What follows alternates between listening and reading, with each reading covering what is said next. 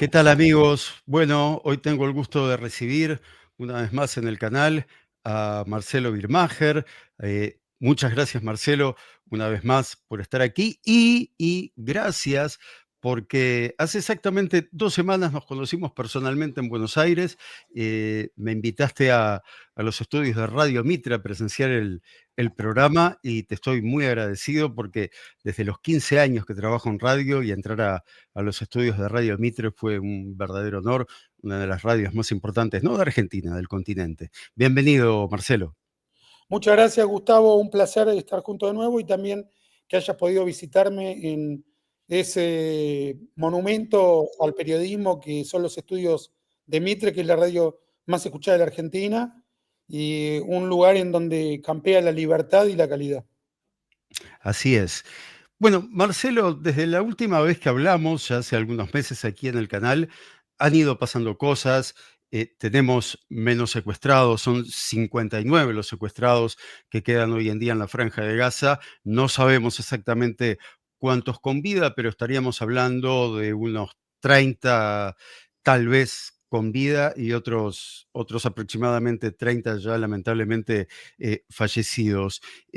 Al mismo tiempo, hay todos los días protestas en Israel por parte de la oposición y también hay una sobrevivencia, si se quiere, de Netanyahu en el gobierno. Es algo muy raro que seguramente en otro país no lo veríamos, de hecho no lo vemos en Ucrania, donde aparentemente lo que vemos desde afuera es a un Zelensky fuerte en el poder. Sin embargo, en Israel continuamente vemos yo creo que si uno visita Israel no parece un país en guerra, parece un país preelectoral. ¿Qué conclusiones podemos sacar de todo esto? ¿Cómo ves vos todo esto? Está bien el ejemplo de Zelensky porque nunca escuchamos que haya una porción consistente de la disidencia ucraniana o la oposición ucraniana, de la que nunca escuchamos hablar, que le eche la culpa a Zelensky por la invasión de Putin. Nunca escuchamos eso. Pero a Netanyahu todavía hoy le están pidiendo la renuncia por la invasión de Hamas del 7 de octubre. Igual que vos, yo escucho a un muchacho especializado que vive en Israel que protagoniza el medio Moked Bitajón.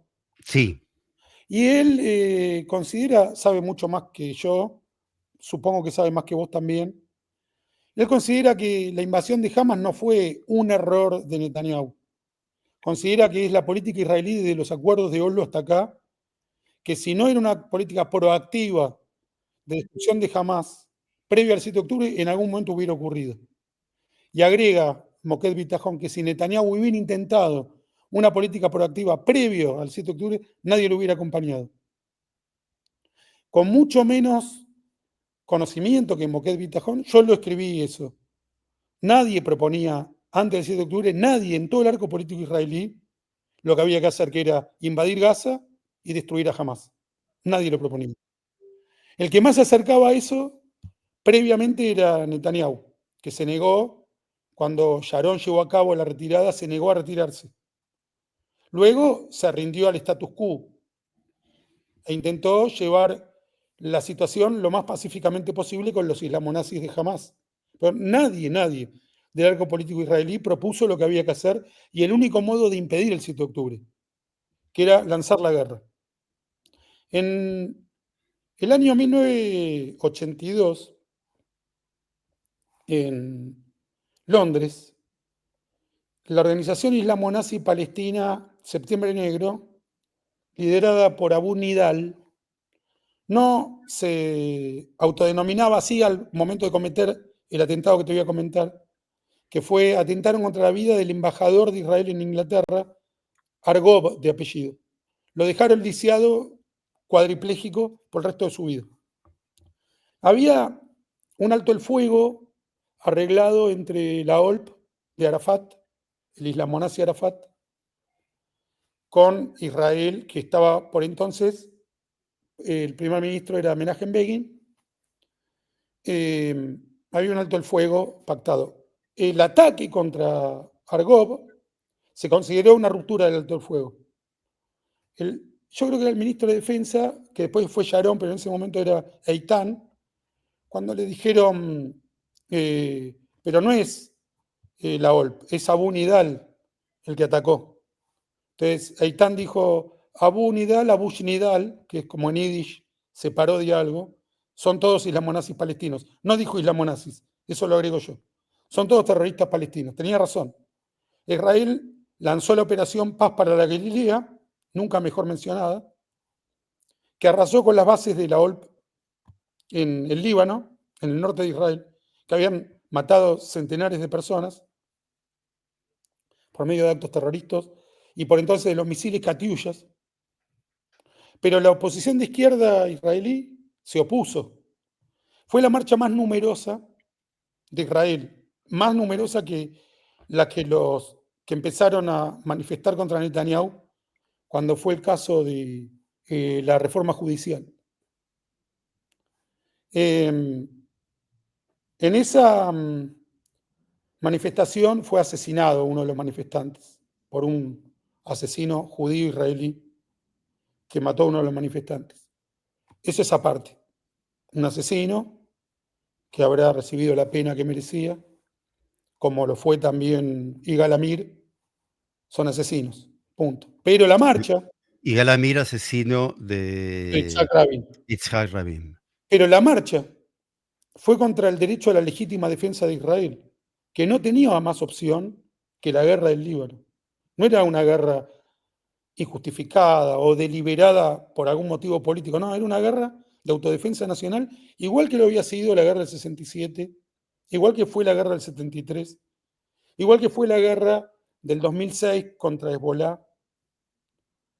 Pero la mitad del arco electoral israelí se opuso. Y hoy tenemos una ingente proporción de manifestantes israelíes que, por ejemplo, le agradecen a Trump liberar a los rehenes, pero en detrimento de Netanyahu. No lo que es evidente y transparente desde las anteriores primera magistratura y presidencia de Trump, respectivamente. Son aliados. Llevaron adelante los acuerdos Abraham. Ambos sabían que tenían un socio en sus respectivas moradas presidenciales y primera magistratura, que en la Casa Blanca y en la calle de Jerusalén, donde está la oficina del primer ministro, iban a ser habitadas por dos aliados si Trump, que había mudado la embajada de Norteamérica de Tel Aviv a Jerusalén durante la primera magistratura de Netanyahu. ¿Por qué entonces los rehenes ya libres, ya sin ninguna condición, ya no con necesidad de proteger sus vidas, que eso siempre es lógico? ¿Por qué le agradecen a Trump y ningunean a Netanyahu? ¿Eso es culpa de Hamas? No. ¿Eso es culpa de las universidades como Harvard antisemitas? No. Eso es culpa de los judíos. No hay otra fuente a la que le podemos echar la culpa. Es culpa de cada uno de nosotros que asume esa actitud. Yo escucho todos los días manifestantes decir, Netanyahu no para la guerra y para parar la guerra, para liberar a los rehenes hay que parar la guerra. Que la guerra ya se paró 15 veces y todavía hay rehenes en manos de Hamas. Y agrego, son los mismos que acusan a Netanyahu de haberse dejado invadir por Hamas. Si se hubiera lanzado la guerra, nadie te garantiza que no iba a haber rehenes. Yo con respecto a eso tengo, ya lo he dicho más de una vez, te lo he dicho a vos también, la visión de que de momento quiénes son los culpables no lo sabemos porque para culpar a alguien de esto tenemos que tener investigaciones serias y no podemos gritar al vuelo, pero obviamente por un tema de jerarquía, el jefe del ejército sí es uno de los culpables. eh, y siempre digo lo mismo, de momento Netanyahu no es culpable, pero sí es responsable porque el primer ministro, si hubiera llamado Netanyahu, Birmacher o Beitler, iba a ser responsable. No, 100%. no le faltó la cintura o la humildad a Netanyahu de decir, soy el responsable, ahora denme tiempo para solucionar esto y después en las elecciones resolvamos quién debe seguir. Yo creo que sí. De todos modos, si uno mira los antecedentes históricos, cuando los japoneses atacaron Pearl Harbor, Roosevelt no salió a asumir la culpa. Dijo que había sido el ataque más infame de la historia humana y que los iban a destruir. Cuando Churchill vivió la retirada, que terminó siendo épica, pero militarmente era un desastre, de Dunkerque, no dijo voten a otro. Dijo, nos vamos a recuperar y los vamos a reventar a los alemanes. Era más elegante, pero dijo eso. No recuerdo un primer ministro o presidente en ejercicio que en medio de una guerra haya propuesto que se lo cambie, que haya nuevas elecciones en medio de la guerra. No recuerdo el caso. Churchill tuvo algunas posibilidades de que hubiera votos de desconfianza para desbancarlo durante la Segunda Guerra Mundial. Hubiera sido un desastre, en mi opinión. Era el mejor preparado para llevar adelante la guerra, que duró 5 años. Digo bien, ¿no? No, duró 6 años. 6 años. Del 39 al 45. Ahora, ¿cuál de los líderes de Israel, en mi opinión? Vamos a suponer que Netanyahu fue tan responsable de la masacre del 7 de octubre, como que creo que fue un 7 de diciembre Pearl Harbor, como Roosevelt del ataque Sí. japonés a Pearl Harbor. Vamos a suponer que fueron igualmente responsables y que Churchill con Dunkerque, supongamos que sí. Churchill no casualmente pierde las elecciones apenas unos meses después de ganar la guerra. Si miramos los antecedentes históricos, los tres quedaron en el poder hasta ganar la guerra. Roosevelt se fue, pero porque se murió, no porque renunció, ni porque votaron a otro. Y agreguemos que Roosevelt modificó la Constitución americana o las leyes americanas, desconozco el término procedimental, para ser reelecto por 3 veces consecutivas. Primera presidencia y 3 más. Es decir, que no solo no propuso su renuncia, se quedó más tiempo del que correspondía. Yo coincido con vos y digamos que es un debate abierto. Ahora, el odio contra Netanyahu era antes del 7 de octubre, cuando fue las marchas contra Netanyahu, que fueron, para mí, salvajes y de una virulencia injustificada. ¿Se pone en peligro la democracia israelí? No. Se pone en debate el sistema judicial, que yo considero que era un sistema judicial con una fuerte tendencia hacia lo que consideramos, yo lo llamo progresinismo. El progresinismo. No era tan independiente como debería ser. Por ejemplo, yo creo que el sistema judicial israelí se puso a favor de Ariel Sharon cuando Sharon propuso la retirada de Gaza. Que los jueces no lo miraron con la misma vara que si Sharon no hubiera propuesto la retirada de Gaza. Estoy convencido de eso. Pasaron ya 19 años, he leído al respecto, ¿no? No es una opinión apresurada. Yo creo que el sistema judicial israelí tendía hacia lo que consideramos el ala izquierda. De modo que, en mi opinión, hacía falta una reforma judicial. En opinión de muchos otros, no. En cualquier caso, no se dirimía en la calle, en mi opinión. Era una democracia tan funcional y tan frágil como la israelí. Funcional, porque en medio de una situación de guerra interminable, siempre fue democrática, siempre se respetó la división de poderes, hubo presos de todos los partidos políticos, hubo un presidente de Israel, que era del Likud, preso, hubo laboristas que tuvieron que renunciar, como Isaac Rabin, cuando se descubrió que la esposa tenía una cuenta en Norteamérica y estaba prohibido. Eso es funcional. Eso es la justicia y la democracia funcionaban. Frágil porque está rodeada de enemigos. No es que el sistema judicial era un desastre. Tenía una ligera tendencia, que en mi opinión Netanyahu era correcta su propósito de modificarla. Ahora, en esas circunstancias, esto para hacerte un paneo general, ¿no? De nuestra responsabilidad como pueblo. Yo fui invitado por la Organización Sionista de Uruguay a dar una charla en Yom HaZikaron, el Día de los Caídos, en la NSI. ¿Digo bien? Sí. En el edificio de la NSI. Hablé de los caídos y sobre el final era antes del 7 de octubre. Fue fue durante las protestas judiciales contra Netanyahu. Entonces, al final dije, yo no voy a hablar acá ni a favor ni en contra de las reformas, ni a favor ni en contra de Netanyahu. Sí voy a decir que Israel, en la parte funcional, tiene medios de comunicación, partidos políticos y modos de expresión que no implican interrumpirle el paso a los demás. No necesitamos ni cortar una calle, ni una autopista, ni quemar nada para expresarnos. Entonces, esas formas de protesta no las apliquemos porque es un país muy pequeño, muy frágil. Protestemos de manera que no impidamos el tránsito de los demás. Somos muy pocos. Tenemos todos los elementos a nuestra disposición. Dije literalmente esto, debe estar grabado. Todos los elementos a nuestra disposición para protestar, para escribir, para manifestar. Ninguno es interrumpir las calles. Yo, amigos míos, periodistas decían, la democracia israelí está en su exultancia, en su máximo exponente, se nota cómo nos expresamos. No, no, no. Cortar calle no. No, eso no es democracia. Eso es violencia. Porque solo la tolerancia de aquel al que no dejas pasar impide la violencia, pero no te puede pedir correte.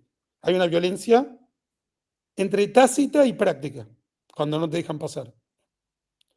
Se me acercó un integrante de uno de los espectadores,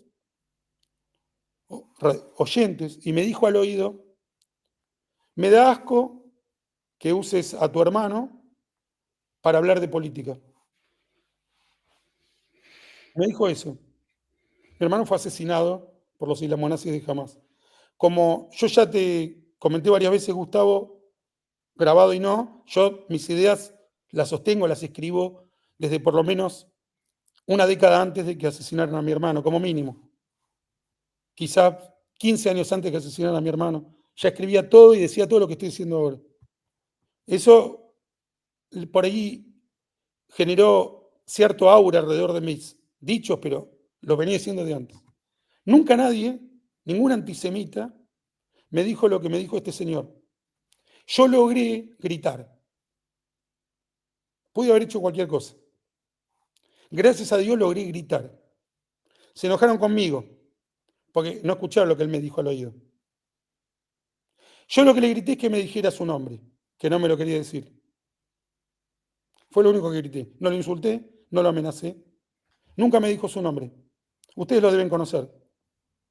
No me dijo el nombre. Yo lo único que grité es decime tu nombre. Eso me lo hizo un integrante de la comunidad judía de Uruguay. No me lo hizo ninguno de los nazis que yo conozco. Ahí yo creo que está nuestro problema central. Ahí está nuestro problema central. En la cantidad de israelíes que escuchamos agradecerle a Trump, como si Trump fuera más racional o más pro-judío o más sionista que Netanyahu. Trump va a estar 4 años en el cargo. Y no sabemos cuáles son sus intereses profundos. Yo los defiendo hasta el día de hoy, porque todo lo que vino haciendo es favorable a mis intereses. Pero usar a Trump para denigrar a Netanyahu es una de las conductas más autodestructivas que se me pueden ocurrir. Y eso es el modo de discusión que está funcionando hoy en Israel y en parte de la comunidad judía. Ahora, los que protestan, que tienen su derecho a hacerlo y muchas de las cosas que ellos están pidiendo pueden ser, por supuesto que legítimas, dicen que justamente lo que ellos quieren es defender la democracia de una especie de golpe judicial que quiere dar Netanyahu. Bueno, ahí tenemos algunas posibilidades. Por ejemplo, yo no estoy de acuerdo. Yo no creo que quiera dar un golpe judicial. Yo, repito, es un tema que no me enteré ayer. Ya llevamos 3 años probablemente de esta discusión. Leí, escuché a los expertos, hablé con los israelíes, estuve en Israel. A mí me parece legítimo lo que propone Netanyahu. No infalible. Y lo ha votado la mayoría del pueblo. A muchos otros les parece ilegítimo. No es ilegal, porque Para probar que algo es ilegal, tiene que haber un juicio, una sentencia, un veredicto. ¿Qué hacemos? Pues yo no estoy de acuerdo con que se pone en peligro la democracia. Yo creo que la democracia inventó lo que se hace en estos casos, que es votar. Hay situaciones donde no vale esto. Por ejemplo, si vos encontrás a un primer ministro asesinando a alguien o en una situación de delito infragante. No es el caso. No es el caso. Entonces, podés escribir, podés llamar a un voto de desconfianza, podés formar un partido político. La verdad es que el mundo te permite muchísimas más alternativas que las que tiene Netanyahu. La mayoría de las películas que se filman son contra Netanyahu, no a favor. La mayoría de los periodistas están en contra de Netanyahu, no a favor. Lo único que está a favor de Netanyahu son los votos. Y esos votos no fueron logrados dentro de una situación favorable al primer ministro. El mismo sistema judicial que él quiere cambiar está vigente. Yo no le veo más remedio que la arena política. Protesta no, mucho menos quemar autopistas, interrumpir calles. Y además cebarse con eso, ¿no? Porque es como acá, había un autor que se llamaba Osvaldo Bayer, que escribió varios libros sobre las huelgas de la Patagonia Trágica. Y luego siguió escribiendo las huelgas. Y en un momento, yo que lo había leído y que lo conocí personalmente y que lo entrevisté, me pregunté, pero la huelga en sí no es algo celebrable. Lo celebrable es el trabajo. ¿Dónde está el libro que diga cómo sí vamos a trabajar? Pues la huelga es excepcional, la huelga es un mal necesario, si querés, pero lo mejor sería que no hubiera huelgas. En cambio, sí es bueno que haya productividad, Y es un último recurso también. por supuesto. Y lo mismo me pasa con esta manifestación. Empecé a ver que muchos periodistas. Perdón, perdóname, debería ser un último recurso, porque en los últimos años el abuso de la huelga ha sido, y ojo, estoy totalmente a favor del derecho de los trabajadores a hacer Bueno, huelga, pero obvio, no estamos primero hablando de lo firma legal. todas las etapas anteriores. No estamos hablando de lo legal, estamos hablando de lo legítimo. Quemar autopistas es ilegal. Total. Interrumpir el paso de las personas es ilegal. Ahora vos decís, todos los días voy a poner en una plaza que Netanyahu es un traidor a Israel. Eso no es ilegal, pero es ilegítimo. Ahora, lo ilegal no tiene que suceder. Y yo conozco periodistas, amigos míos, admirados, que antes del 7 de octubre decían, acá está la fuerza de la democracia israelí, que era todos los días cientos de miles de personas manifestando en la calle. No, tenés que ir a laburar, tenés que estudiar, tenés que producir. No amerita el tema esto. Y si amerita, no es así como lo vas a cambiar. No es así. No pasa por ahí. Ponete a laburar, hace otra cosa. Ya vimos, no se está cayendo la democracia israelí. Y el 7 de octubre nos dimos cuenta que no se estaba cayendo, que el enemigo era otro, no Netanyahu. Yo no conozco ningún otro país donde los primeros ministros caigan con tanta facilidad como en Israel. Quizás Gran Bretaña, pero no muchos otros. Si la mayoría del pueblo no está de acuerdo, el primer ministro de Israel es depuesto democráticamente y modificado. Hay que darle una chance al modo democrático de intercambio de líderes. Netanyahu nunca encarceló, ni mató, ni impidió que se expresen sus opositores. No ocurrió eso. Jamás. Hace mucho que es primer ministro. Hay que darle la chance de que cumpla con la responsabilidad que le encomendaron los israelíes por mayoría. Hasta ahí llega mi reflexión. Ahora, volviendo a la guerra.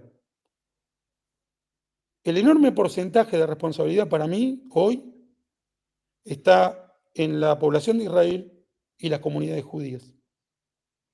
¿Cómo enfrentamos este ataque? Ya te lo dije otras veces, pero ahora agregué punto nuevo. Por ejemplo, esta actitud como de diaspórica, de cuando existía una corte a la que vos le ibas a rendir pleitesía, el judío de la corte. Voy con Trump. Trump, gracias Trump. Vos me vas a salvar, Trump. Se supone que se fundó el Estado judío para que los judíos se defiendan a sí mismos. Si no te gusta el primer ministro, votás a otro. Pero no le agradeces al presidente de Norteamérica en desmedro del primer ministro de Israel. Y hay que decir que Netanyahu no dijo una palabra al respecto.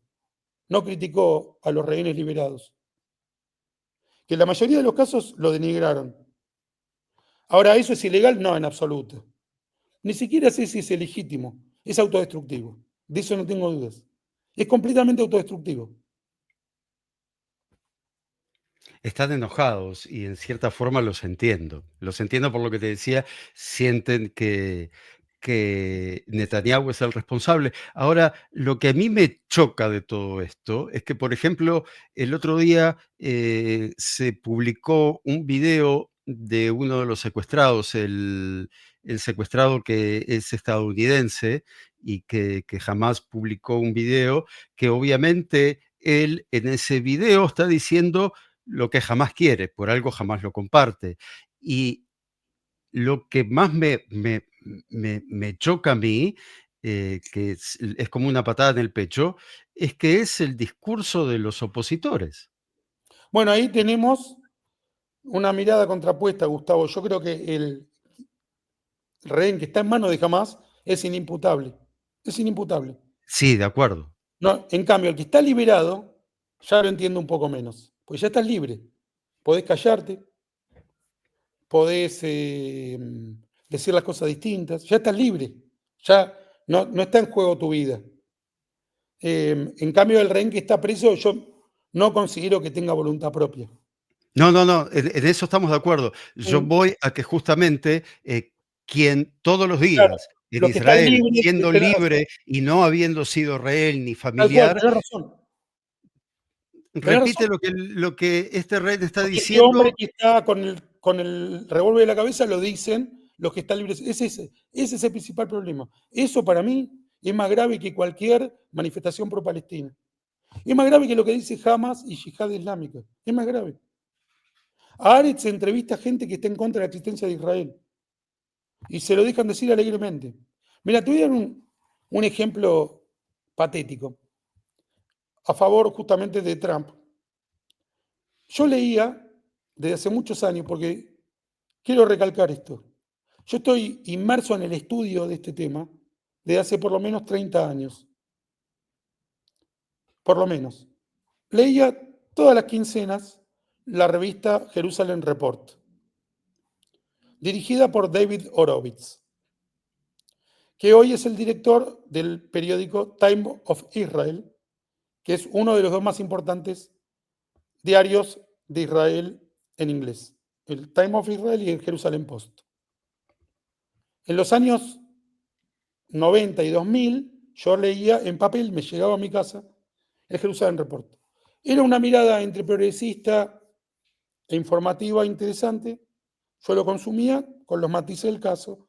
Me servía para debatir, reflexionar. Una vez les pedí un artículo de o sobre Isaías Berlin que habían publicado y que yo no tenía en la revista. Me lo mandaron una fotocopia porque no tenían el ejemplar. Tuve una buena relación. Luego empezó a dirigir el Time of Israel, cambió de trabajo, que es digital. Hará cosa de, lo podemos googlear el tiempo porque es cuando Trump propuso no permitir el regreso de contingentes palestinos de Gaza y proponerles otro lugar de residencia. Recordarás esa propuesta. Yo la apoyé porque la alternativa no es que vivan bien en Gaza, sino que sigan o bien matando judíos o que jamás los mate a ellos. Entonces, frente a la muerte, prefiero el traslado, no el traslado de la muerte, sino el traslado hacia un lugar más libre, donde las mujeres, los niños y los ancianos tengan mayor posibilidad de desarrollar sus vidas que en este momento en la Franja de Gaza. Que es lo mismo que hubiera hecho durante la Alemania nazi, si hubiera alemanes que no quieren participar del genocidio que Hitler desató contra los judíos. Hubiera sido una solución menos trágica que quedar en Alemania, que fueron, o bien murieron bajo el ataque aliado, o bien bajo los crímenes de guerra rusos, que fueron de otra magnitud, ¿no?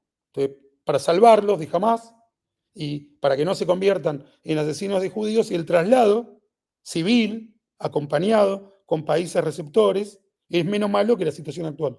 ¿Hasta ahí me seguís? Sí. David Horowitz escribió un artículo furibundo diciendo que Trump no tenía moral, que su solución era criminal, que estaba en contra del pueblo palestino, que no entendía nada.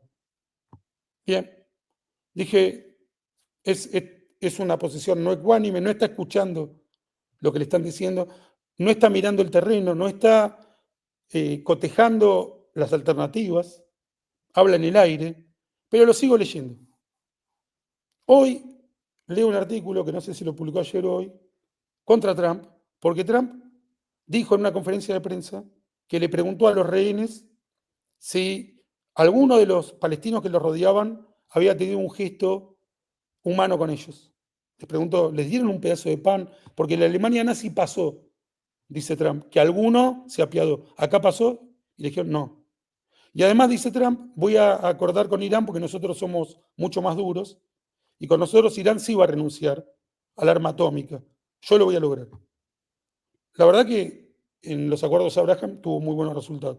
Entonces David Horowitz escribe todo lo contrario de lo que dijo hace 2 meses o 3 meses. Dice, Trump pregunta si algún palestino se apiadó. No, Trump, los palestinos literalmente dicen, son nazis. Y lo de Irán, ¿cómo Irán va a cambiar? Está diciendo algo como si Trump fuera progresista. El mismo director del periódico, no un redactor, el director, que lo había acusado a Trump por poner alguna etiqueta de ultraderechista, de falto de humanidad, de criminal, lo acusa ahora de ser excesivamente humanista, él mismo, inventándole sentidos a las declaraciones que en sí mismas no tienen. Entonces yo digo, este señor escribe cualquier cosa, como Thomas Friedman. 2 inventores de disparates. No necesariamente en los datos, en las interpretaciones. Ahora, los datos nos dan una cierta cantidad de interpretaciones. Thomas La Torah Friedman, que tiene, escribe los editoriales del New York Post. exacto, del New York Times. El New York Times. La Torah tiene 70 interpretaciones, dicen los sabios. 70, no 800.000. Vos podés interpretar de 4 o 5 maneras la lucha de David contra Goliat. Siempre es alguien más débil que le ganó uno más fuerte. Ahora, no podés decir, como dijo Saramago, que David estaba armado y Goliat no. Eso ya no es interpretar. Eso es difamar. Eso es inventar. Los hechos tienen un sentido que nosotros compartimos. Y el sentido básico que elimina el relativismo es si una persona está viva o muerta. Y que cada uno de nosotros vale 1 y no 2 ni medio. Hay un rehén que habló el otro día, no 3 ni 4. 1. Es 1. Eso no es relativo.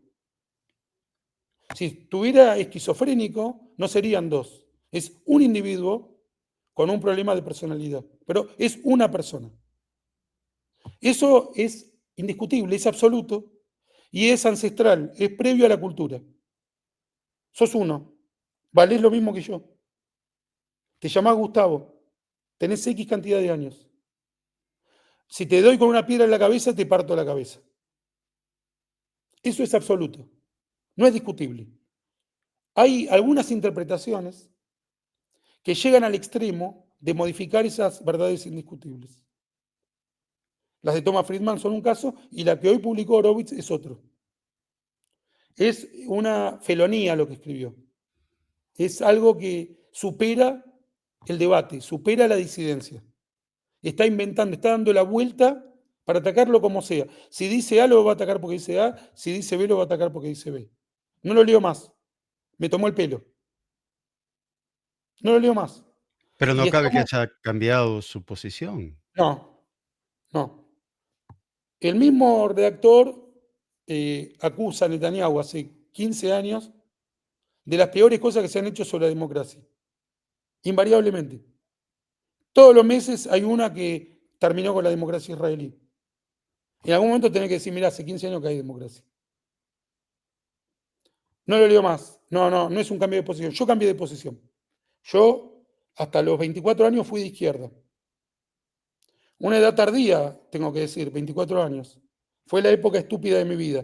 Como hay pintores que tienen el periodo azul, yo tuve mi época estúpida. De los 24 en adelante, ya pasaron 35 años, fui recuperando mis neuronas. Yo cambié. Tenía una Un lógica poco y la cambié duro, por otra. un La poco cambié duro. por, sí, la cambié por otra, esa lógica. No Mira, yo es todavía, oportunismo, no es conveniencia, no es un dar la vuelta según el día. No, es un modo distinto de ver las cosas. No es el caso de David Horowitz. yo ahí tengo en la pared colgado, es de los 100 años de Yomer Al-Zahir, porque representan mi adolescencia, mi juventud, y lo sigo teniendo ahí, más allá de que hoy estoy muy distante del pensamiento de Ayomer, pero parte de lo que soy, también lo recibí ahí, y en cierta forma yo creo que sigo manteniendo los valores de la izquierda, aunque creo que la izquierda moderna no mantiene los valores de la izquierda de hace 30, 40 años atrás.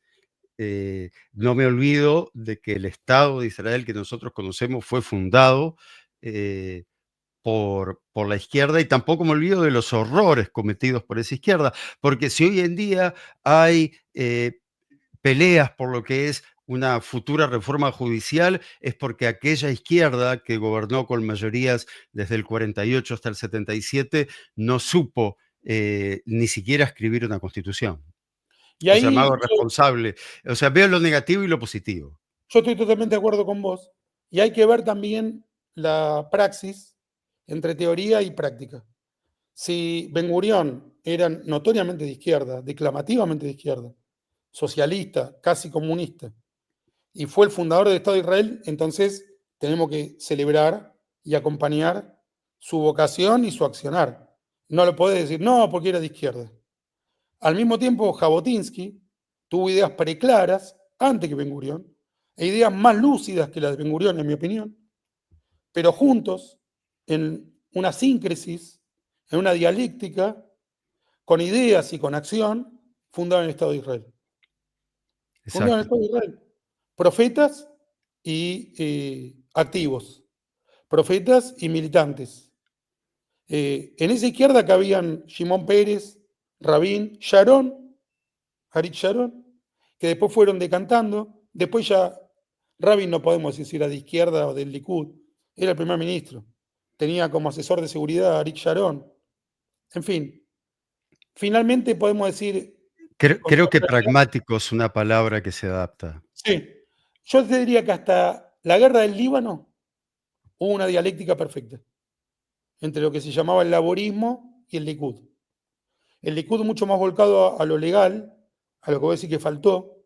Begin siempre puso mucho acento en los papeles, en lo que quedaba registrado legalmente, el pacto el Tratado de Paz con Egipto, tan exitoso. A partir del 82 yo creo que empieza a haber como una divergencia en donde la izquierda se va volviendo primero cada vez más ingenua y finalmente surge un fringe, un extremo antisionista, que es el de Aretz, dentro del arco político israelí. Que eso no era tan resaltable hasta el 82. Ahora bien, si hay alguien que se autodenomina laborista y dice hay que destruir a Hamas, y la única manera de lograr la supervivencia de Israel es destruir incondicionalmente al islamo-nazismo, y además yo creo que tenemos que vivir en cooperativa, o que una vez que destruyamos incondicionalmente a Hamas, y que haya una democracia palestina liberal, supervisada por los aliados que hayan ganado la guerra, podría pensarse un Estado palestino y quizás podamos tener puntos de acuerdo. Eso forma parte de la fluidez del debate político. Ahora, Aretz en este momento creo que ocupa el rol de la autodestrucción. Es la Biblia del antisemita fuera de Israel. Yo creo eso. Es la Biblia. Creo eso y que es equivalente a los periódicos de Hamas o de Yihad Islámica. Creo que son compatibles con esa forma de ver el mundo. ¿Qué implicaciones legales tiene lo que digo? Y yo no creo que pueda tener implicaciones legales. Prefiero la libertad de expresión a cualquier otra alternativa.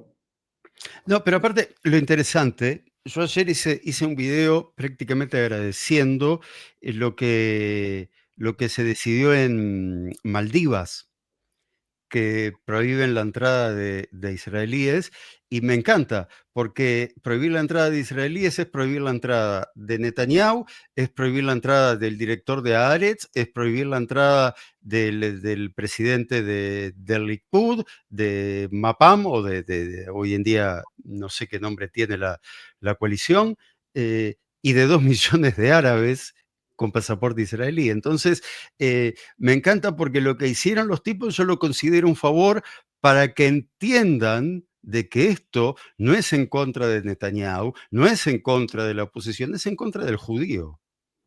Los boicots contra Israel son los mismos boicots que impusieron los nazis contra la apertura de locales judíos durante la ley de Nuremberg, y tienen el mismo objetivo, exterminar a los judíos. No hay otra interpretación. Todo lo demás son pamplinas que promueven los islamonazis. No, este es un problema porque Israel ocupa, no. Quieren exterminar a los judíos. Y como fueron derrotados en la Segunda Guerra Mundial, la nueva estrategia es decir, no es para exterminar a los judíos. Es un problema político con Israel. No es un problema político. Lo que quieren es exterminar a los judíos, igual que Hitler.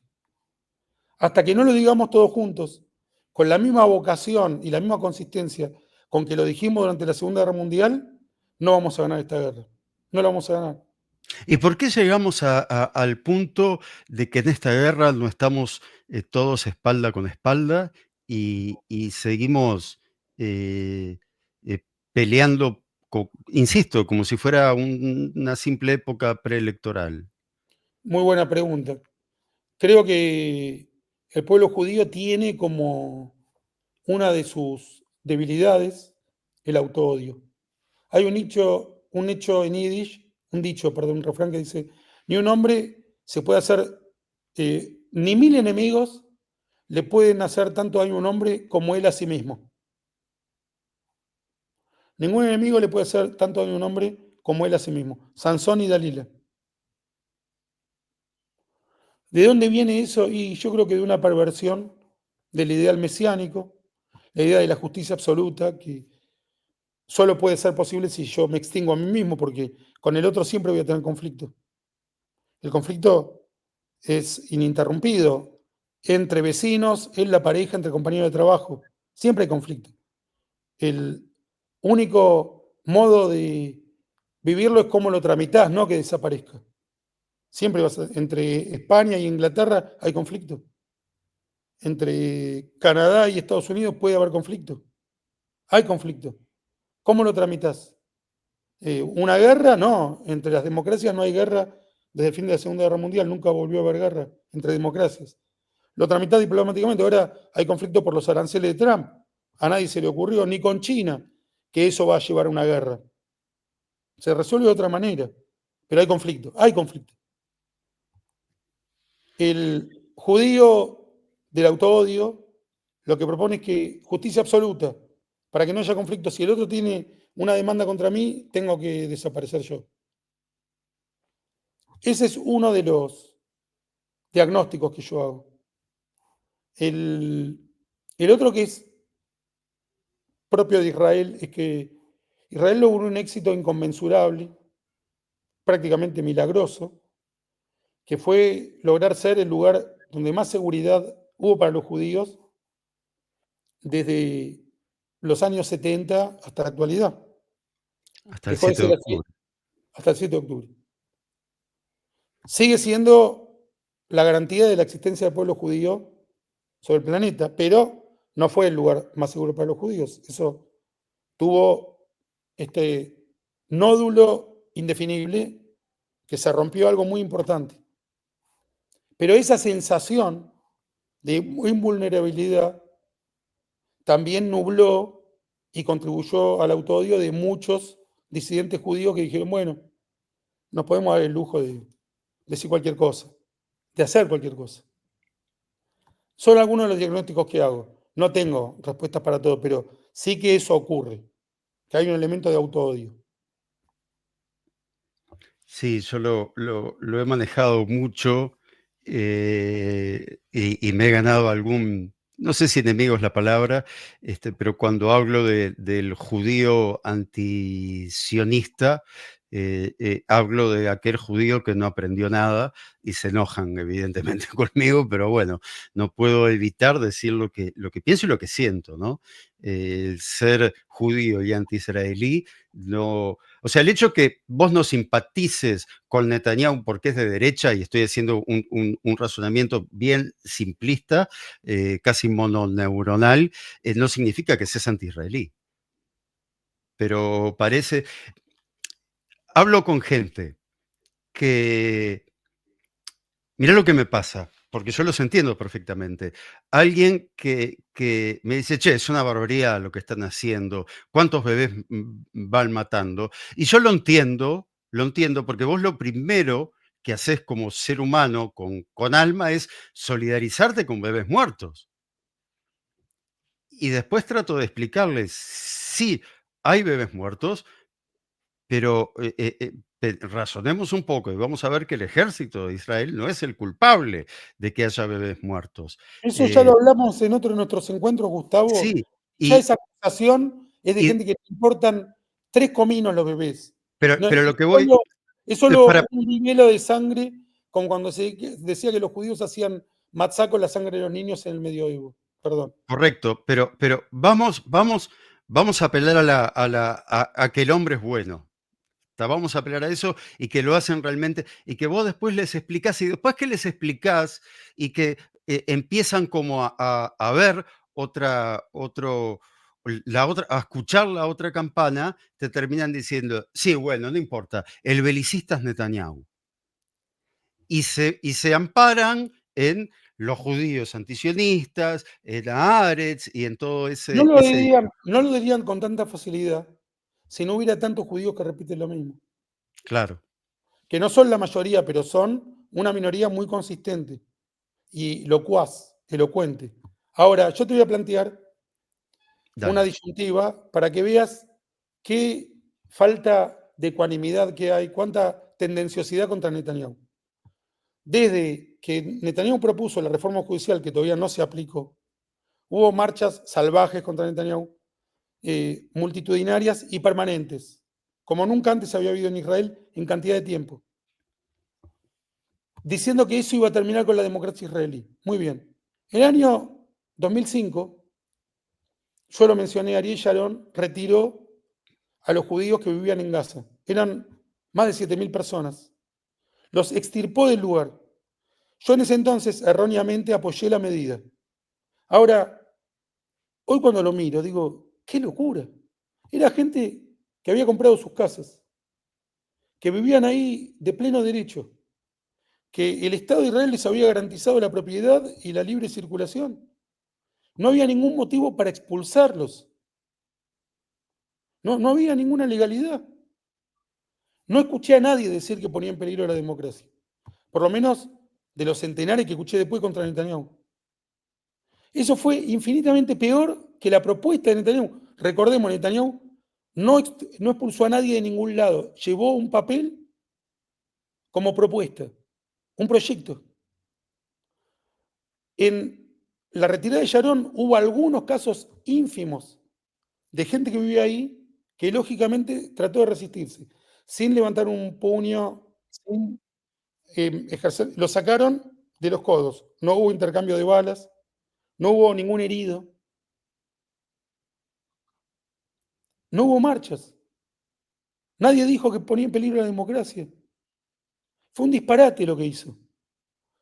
Puede ocurrir, pero si lo contrastás con lo que propuso Netanyahu, y los dos eran del Likud, y Sharon era acusado por esa misma izquierda que lo acompañó de ser asesino, todo lo peor que Netanyahu, lo acusaban. Cuando propuso eso, se acabó todo. No importa la legalidad, no importa la democracia, saquen a todos de ahí, expúlsenlos.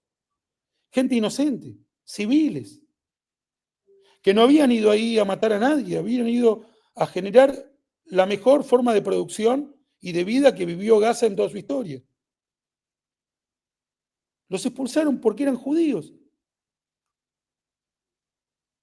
No pasó nada.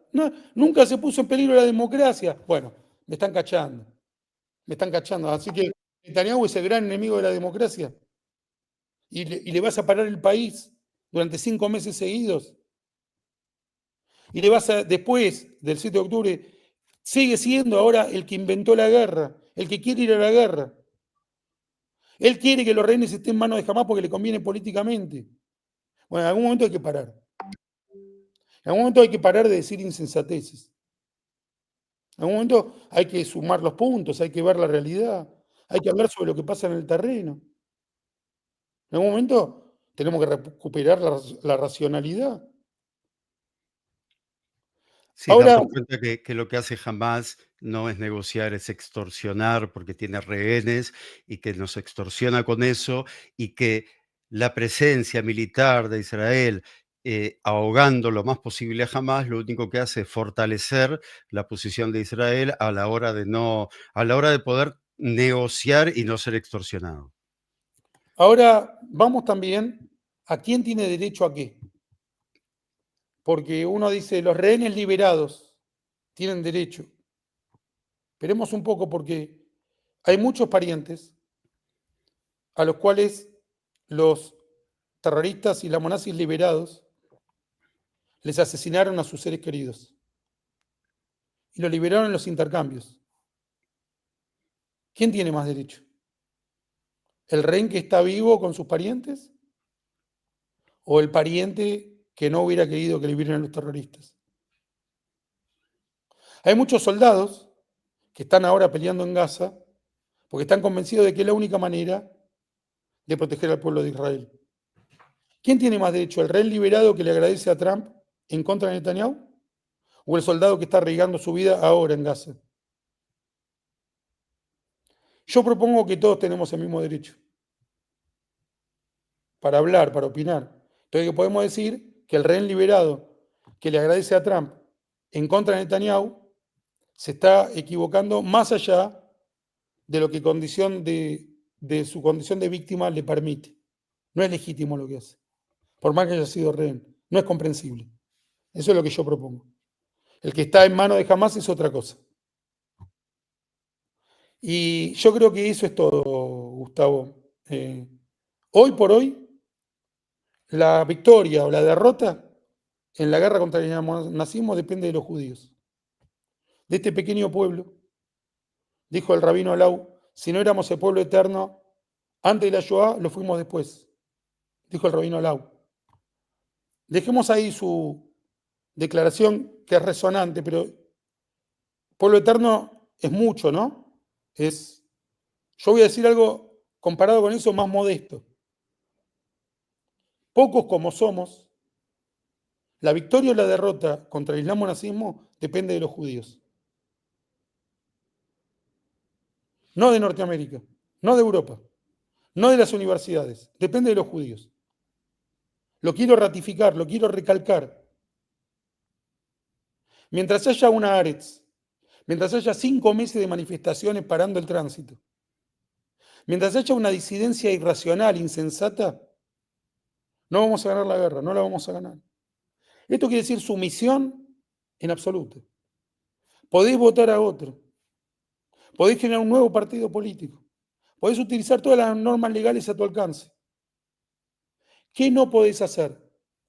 No le podés agradecer a un líder extranjero, el más importante del mundo, en contra del primer ministro que votó tu pueblo. Ni que sea de izquierda ni de derecha. Ni que sea Rabin en Oslo o Sharon en la retirada de Gaza. Vos tenés que votar a uno del pueblo de Israel que haga algo distinto. No agradecerle al emperador. Entre comillas, vos lo considerás emperador. Eso es ilegítimo, no es ilegal, es ilegítimo. Los artistas judíos, los periodistas judíos, los pensadores judíos, que no estén asumiendo defender a Israel ahora como defendimos a los aliados durante la Segunda Guerra Mundial, están decidiendo el destino de la guerra. Lo están decidiendo. Yo siempre digo, la prensa es influyente, pero no determinante. Es influyente, pero no determinante. Los judíos hoy somos determinantes. Determinantes. Golda Meir, en el año 47, viajó a Estados Unidos a pedir dinero para la guerra de independencia, que estaba a punto de desatarse. Y dijo una de las mejores frases que se hayan dicho en la historia de la creación y el desarrollo del Estado de Israel. Le dijo a los judíos norteamericanos: ustedes no pueden decidir si vamos a pelear o no, pero con su dinero pueden decidir que ganemos. Aclaro mejor: ustedes no pueden decidir si vamos a pelear o no, vamos a pelear. Vamos a fundar Israel, que era era saber que te iban a declarar la guerra. Porque los judíos americanos tenían miedo de lo que pasó, que el mundo árabe atacara de consuno. Y Golda dijo: vamos a pelear en cualquier caso, vamos a fundar el Estado y vamos a afrontar los riesgos en cualquier caso. Nos den o no nos den el dinero, pero si nos dan el dinero, tenemos mayores posibilidades de ganar. Y le dieron la mayor cifra que se le haya dado nunca a un recaudador, que fueron 40 millones de dólares de la época, o 50. Nunca habían recaudado, ni se volvió a recaudar tanto como en ese momento, comparativamente, ¿no? Yo voy a decir todo lo contrario. Cada palabra de cada judío hoy es determinante. ¿Y por qué de los judíos? No porque sea etnocentrista, sino porque una lectura realista de los acontecimientos y que somos el sujeto al que quieren exterminar, no a otro. Porque dicen, empiezan por los judíos y después siguen por las democracias. Es lo que se proponen, pero seguro que primero nos van a matar a nosotros. Porque decir, a usted también lo van a matar, y por ahí esperan un poco, ¿viste? Uno empieza por casa.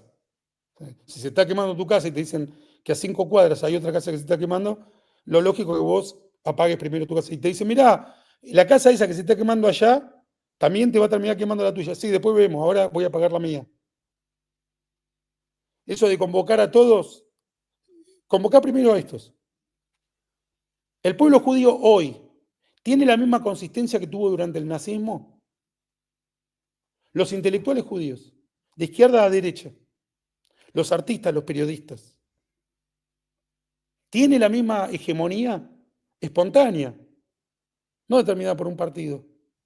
¿Cuántos judíos había entre el 39 y el 45 que dudaban de que había que destruir incondicionalmente a los nazis? Te hablo de judíos con voz, que se expresaran. Creo que no se podrían encontrar. No sé si hay algún caso. Y se encolumnaban detrás del liderazgo aliado. Incluso, Dios no lo permita, del asesino Stalin. Pero contra los nazis. Te hablo a partir de que Hitler invade la Unión Soviética, porque antes podríamos encontrar a varios que se parecen a los de ahora, ¿no? Ahora, tenemos un primer ministro que está dirigiendo una guerra. ¿Lo podés desbancar? Hoy, en medio de la guerra, hay elementos para hacerlo políticos. Es legítimo. Pero no te alíes con un mandatario extranjero contra tu primer ministro. No hablo solo del voto, de las medidas legales. No. Nuestra palabra es determinante. No influyente, determinante. ¿Qué decimos? ¿Cómo nos expresamos? Todos juntos, con una misma voz. Esa es la tarea, ninguna otra. Totalmente de acuerdo, Marcelo, con esta última reflexión que estás dando. Quiero agradecerte una vez más por dedicarle una hora de tu tiempo al canal, por esclarecer un montón de cosas.